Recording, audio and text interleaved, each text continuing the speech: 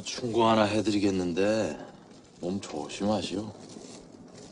이 튀어나온 못이 먼저 망치를 맞게 되는 법이지. 이런 씨발 새끼, 너 지금 현직 검사를 협박해? 너 내가 그렇게 족같이 보이냐? 아주 조줄 입에 물고 사시는구만. 야, 이 새끼야, 너 지금 뭐라 그랬어?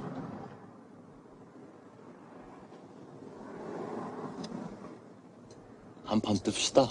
조선시대 최고의 발명가 장영실과 그의 죽은 세종대왕의 이야기를 다룬 영화 천문 하늘에 묻는다가 작년 10월 크랭크인 이후 이번 12월 개봉을 앞두고 있습니다. 이번 영화의 주인공인 한석규와 최민식은 1998년 개봉한 시리 이후 20년 만에 재회하게 된 작품이기도 한데 이거 뭐 너무 사기 조합 아니냐? 예고편은 세종 24년 이천 행궁으로 행차하던 도중 임금이 타는 가마 바로 세종이 타고 가던 아녀가 부러지는 사건이 발생하고 아녀를 만든 장영실이 파직된 후 자치를 감추는 내용으로 시작됩니다. 이렇게 조선의 국법에 따라 죄를 묻게 된 장영실, 실제로 장영실은 이 사고로 인해 불경죄로 의금부에 투옥되고 곤장을 맞고 파직됩니다. 사실 이 사건에는 수많은 근거 없는 의혹들이 존재하기도 하는데 그 이야기 중 하나는 이 가마인 아녀의 제작의 총책임자가 사실 장영실이 아니었다라는 점인데요. 가마 제작의 총책임자는 따로 있었지만 세종은 총책임자에게 벌을 내리지 않고 오히려 장영실을 더 무겁게 처벌하며 좌천시켜버렸고 장영실은 이 총책임자에게 가마가 부실하여 다시 제작할 것을 요구했지만 총책임자가 이를 따르지 않았다는 이야기도 있습니다. 또한 이 모든 게 혹독한 업무를 시키기로 유명한 세종에게서 벗어나려는, 즉 과로사 위기에서 벗어나고자 했던 장영실의 자작극이라는 근거 없는 이야기도 떠들기도 했습니다. 서운관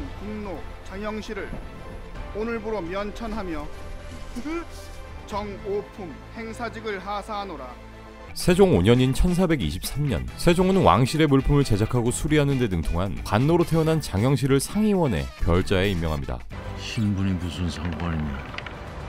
나 이렇게 같은 하늘을 보면서 같은 꿈을 꾸고 있다는 게 중요한 것이지. 세종의 말처럼 이때 당시 조선의 조정은 필요만 있으면 노비를 면천시키고 포상을 내려주는 데 망설임이 없었습니다. 세종 15년 우리나라의 하늘에 맞게 제작된 천체관측기구 혼천이, 세종 19년 특수목적으로 만들어진 거대한 각도기 간의, 항아리에 물이 차서 흘러내리면 살대가 떠오르고 그게 구슬을 움직이게 하여 인형의 팔꿈치를 건드려 종이 울리게 하는 물시계 자경루, 장영실은 실제로 국가의 기틀이었던 농업 발전에 기여할 수 있는 다양한 발명품들을 만들며 세종의 사랑을 듬뿍 받기도 했습니다.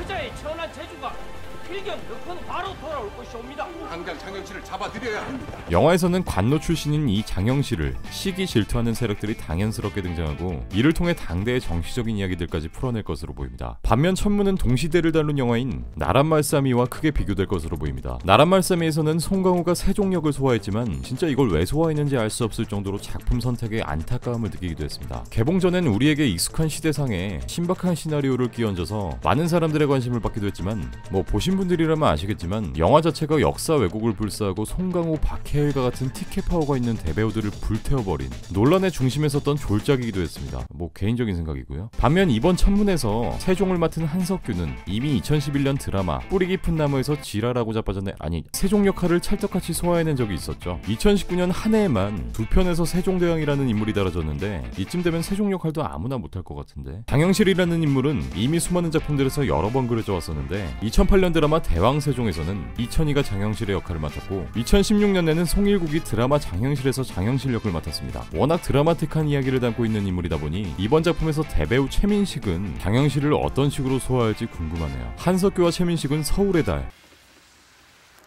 자꾸 술만 처먹으려고 하지 말고 딱 부러지게 얘기를 좀 해봐. 다 얘기했잖아. 앞으로 뭐 어떻게 할게?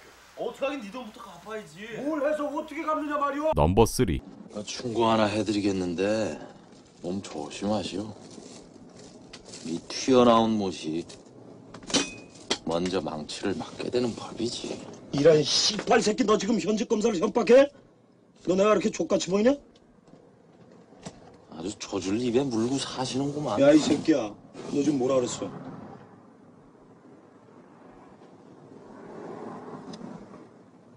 한판 뜹시다. 쉬리에서 호흡을 맞춘 바 있고 우린 지금 이 순간에도 아주 잘 짜여진 연극 한 편을 보고 있는 셈이죠. 착각하지 마, 박무영. 통일을 원하는 건 니들만이 아니야. 쉬리 이후에 이번 작품으로 약 20년 만에 만나게 되죠. 그 외 신구, 김홍파, 허준호와 같은 걸쭉한 배우들이 조연으로 등장하며 메가폰은 덕혜옹주, 봄날은 간다, 8월의 크리스마스에 허진호 감독이 잡게 되었습니다. 조선의 하늘과 시간을 만들고자 했던 세종대왕, 그리고 그와 뜻을 함께했지만 한순간 역사 속에서 사라진 장영실이라는 인물에 대한 숨겨진 이야기를 다루는 천문, 하늘에 묻는다. 과연 이 드라마틱한 이야기를 담고 있는 두 인물을 중심으로 20년 만에 재회하는 두 대배우의 호흡이 어떨지 12월 영화관에서 만나보시죠.